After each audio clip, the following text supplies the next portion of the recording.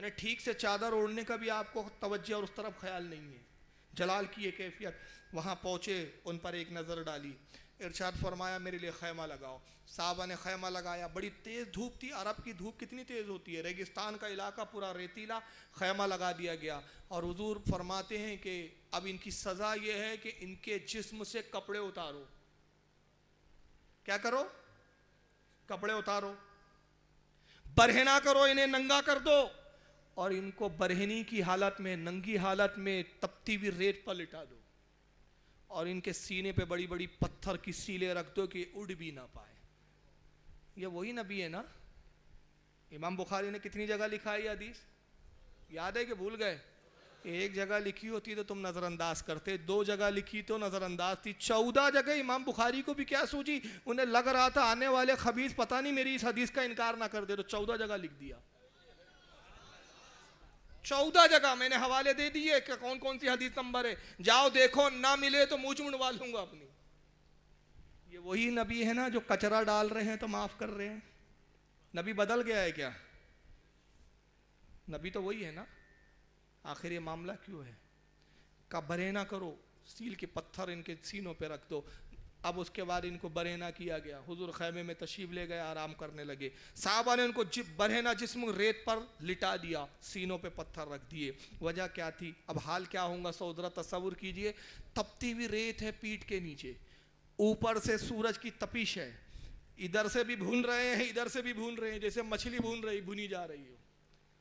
तड़पने लगे, धूप की तमाज़त से परेशान, गर्म रेत से परेशान। और जब जिस्म पे उनकी गरम गरम रेत ने उनको जिस्म को गर्म किया, चीखने लगे, चिल्लाने लगे, बिलखने लगे। और जब उनमें से कोई उठना चाहता, सहाबा नेज़े के उल्टे सिरे को, यानी जिस तरफ से लकड़ा होता है, लकड़ी होती है, मार मार के उनको लिटाते रहे, उठने नहीं दे रहे। यहाँ तक के कुछ देर गुजरी तो उन्होंने पानी मांगना शुरू किया और कहा अला तश, हमें पानी दो, प्यास प्यास, पानी दो पानी दो। साहबा ने मशवरा किया क्या करे, क्या इन्हें पानी दे दे? कहा नहीं, अल्लाह के नबी ने फरमाया है कि इनका फैसला मैं खुद करूँगा। और रसूलुल्लाह से पूछे कि या रसूलुल्लाह क्या इनको पानी दिया जाए, ये पानी मांग रहे हैं।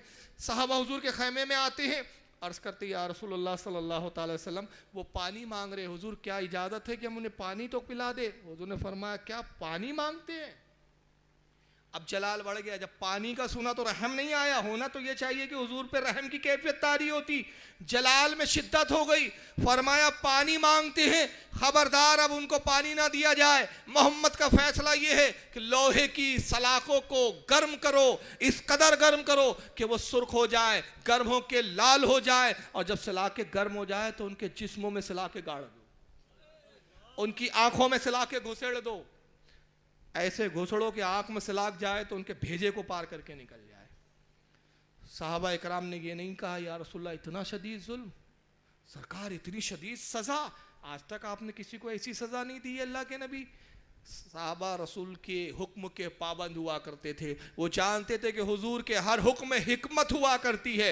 नबी अपनी तरफ से कुछ नहीं करता, नबी अपनी तरफ से कुछ नहीं कहता जब तक अल्लाह की तरफ से हुक्म नहीं होता है। उन्होंने सलाखों को गर्म किया। सलाखें जब सुर्ख और लाल हो गई और उनके पास पहुँचे और उनकी आंखों में जब डाला, आर पार सलाखें निकली, तड़प तड़प के मर गए। ये हदीस भी यहाँ मुकम्मल हो गई बुखारी की। इमाम बुखारी ने हदीस यहाँ क्लोज कर दी। हज़रत अबू किलाबा इस हदीस के एक रावी है जो हज़रत अनस के शागिर्द है, ताबई है। इमाम बुखारी फिर उनका जुमला नकल करते हदीस लिखने के बाद कि अबू किलाबा कहते हैं कि नबी पाक सल्लल्लाहु अलैहि वसल्लम की शिद्दत 3 वजह से थी।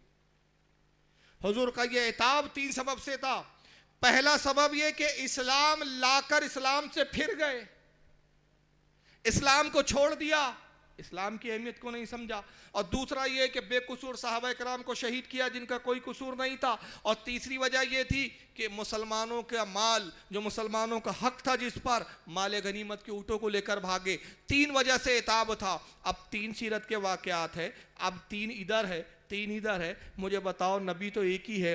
ये वही तो नबी है कि बुढ़िया अगर कचरा डाल रही है तो माफ़ कर रहे हैं। ये वही तो नबी है ना कि जिनके ऊपर जलती हुई राख फेंकी जा रही है तो माफ़ कर दे रहे हैं। ये वही तो नबी है ना, कांटे बिछाए जा रहे हैं माफ़ कर दिया जा रहा है। ये वही नबी है जिनकी इबादत के मौके पर, इबादत के वक्त ओजड़ी फेंकी जा रही है, इबादत के वक्त पेशानी को ज़ख्मी किया जा रहा है। ग़ज़वे ओहद में पेशानी ज़ख्मी की जा रही है, दंदाने मुबारक शहीद किए जा रहे हैं, मगर हुजूर यही दुआ कर रहे हैं, मौला इस कौम को हिदायत दे, मैंने इनको माफ़ कर दिया, तू भी माफ़ फरमा दे। ये वही नबी है ना जो ताइफ के बाज़ारों में पत्थर खा रहे हैं फिर भी दुआ दे रहे हैं, मौला इसी कौम से हिदायत वाली कौम और नस्ल जारी फरमा दे।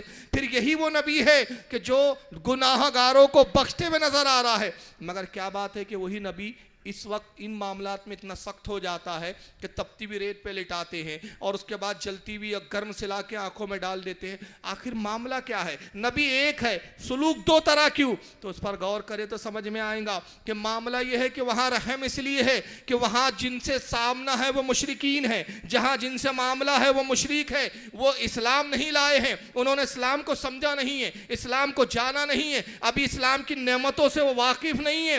मगर जहाँ हुजूर ने शिद्दत इख्तियार की है, जहां नबी ने सख्ती की है, ये वो लोग हैं जो इस्लाम ला के इस्लाम से फिरे हैं, जिन्होंने इस्लाम लाने के बाद हुजूर की तौहीनें की है, इस्लाम लाने के बाद सहाबा की गुस्ताखियां की है, जिन्होंने इस्लाम लाने के बाद इस्लाम का मजाक उड़ाया है। तो बात समझ में आ गई कि जिन्हें इस्लाम ना मालूम हो उनसे मोहब्बत की बात की जाती है, जिन्हें इस्लाम पता ना हो और इस्लाम की मोहब्बत से तबलीग की जाती है। इसलिए हम गैर मुस्लिमों से जब इस्लाम की बात करते हैं मोहब्बत से बात करते हैं, मोहब्बत से इस्लाम की तबलीग करते हैं, इसलिए कि हम मोहब्बत से बात करेंगे, बेहतरीन अखलाक से बात करेंगे, वो इस्लाम की तरफ राग़िब होते हुए नजर आएंगे। लेकिन जब मुर्तदों की बात होती है, जब उनका मामला आता है, जो मुसलमान होने के दावेदार होते हैं मगर रसूलुल्लाह की गुस्ताखी करते हुए नजर आते हैं, जो इस्लाम के दावेदार होते हैं मगर नबी की तौहीन करते हुए नजर आते हैं, जो इबादत तो खूब करते हैं मगर औलिया से अपने आप को बेहतर और अफजल और आला समझते हुए नजर आते हैं, तो उनके साथ फिर सुलूक क्या होना चाहिए? सुलूक वही होना चाहिए जो नबी ने बताया।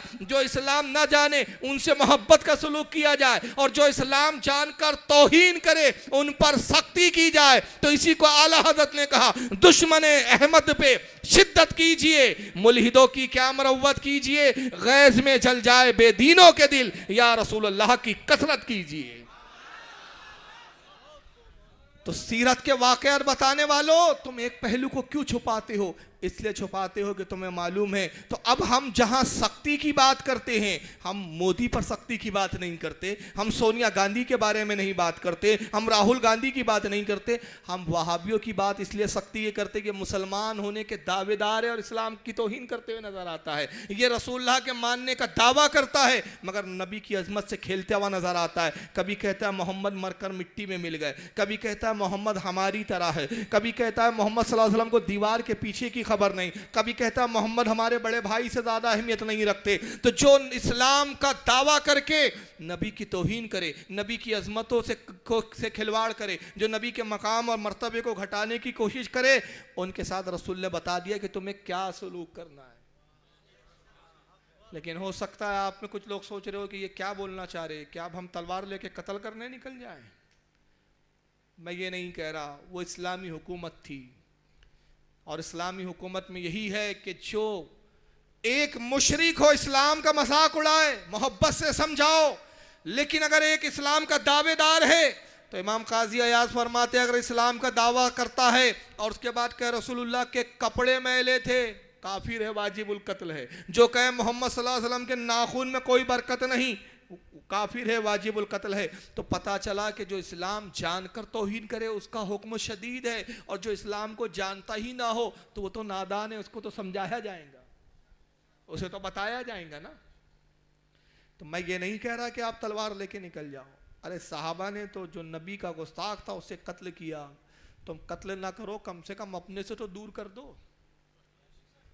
मगर हाल यह है कि जिनके बारे में नबी ने हुक्म दिया कि उन्हें कत्ल कर दो, तुम उनकी बेटी अपने घर में ला रहे हो, उनके जनाजे तुम पढ़ रहे हो, उनके जनाजों में तुम शरीक हो रहे हो। मुझे बताओ अगर सहाबा होते तो जनाजे में शरीक होते कि उनके जनाजों की धज्जियां उड़ा देते? अरे जो साहबा बरहेना हुजूर के हुक्म पर नंगा और बरहेना करके रेतों पे लिटा के आंखों को सलाखों को आंखों में घुसेड़ रहे हो, क्या वो उनकी बेटियों अपना निकाह में लाना पसंद करते? तो इस्लाम तो कुछ और था, तुमने इस्लाम को कुछ और बना दिया। अब लोग मोहब्बत की बात करते हैं, लेकिन मैंने कहा ना कि अधूरा दीन बताते हैं। इसमें तारिक जमील साहब बड़े पेश हैं और लोग इनको सुन सुन के बड़े गुमराह हो रहे। तबलीगी जमात के बहुत बड़े सरबराह है। आइए क्या कहता था